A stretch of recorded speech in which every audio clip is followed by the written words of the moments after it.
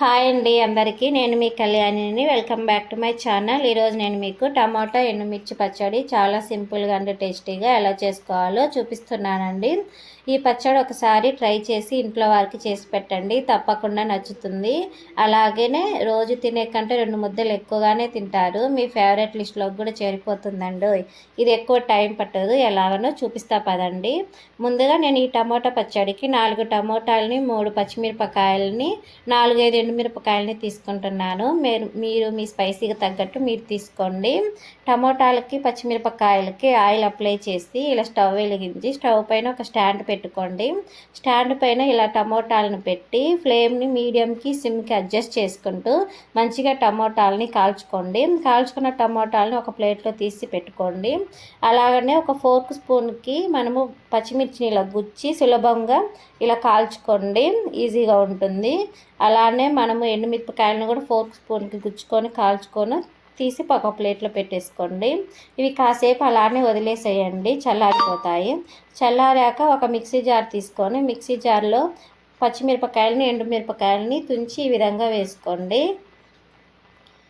టమోటాలకి పైన ఉన్న తోలుని తీసేసి కట్ చేసి మిక్సీ జార్లో వేసుకోండి. చూడండి, తోలు కూడా ఈజీగా వచ్చేస్తుంది మనకి.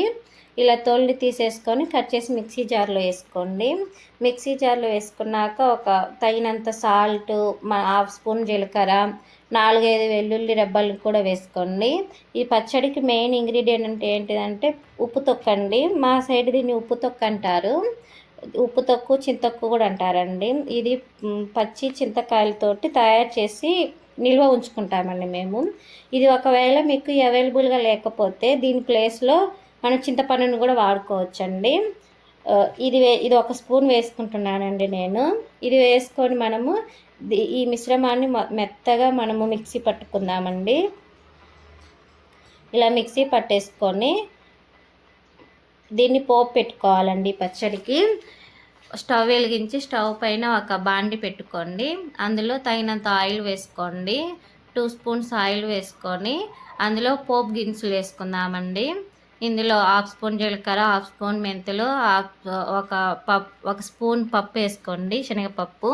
ఇవి ఫ్రై అయినాక కొంచెం కరివేపాకు వేసుకొని కరివేపాకు కూడా ఫ్రై అయినాక మనం మిక్సీ పట్టుకున్న పచ్చడి ఇందులో వేసుకొని మనం ఈ పచ్చడిని ఎమ్మటే స్టవ్ ఆఫ్ చేయకుండా 5 మినిట్స్ ఇలా మూత పెట్టి మగ్గించుకోండి.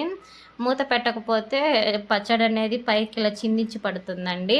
అలాగనే చిటికెడు పసుపు కూడా వేసుకొని ఒకసారి మిక్స్ చేసుకొని మూత పెట్టి మగ్గించుకోండి. అంతేనండి, చాలా సింపుల్గా ఉంటుంది.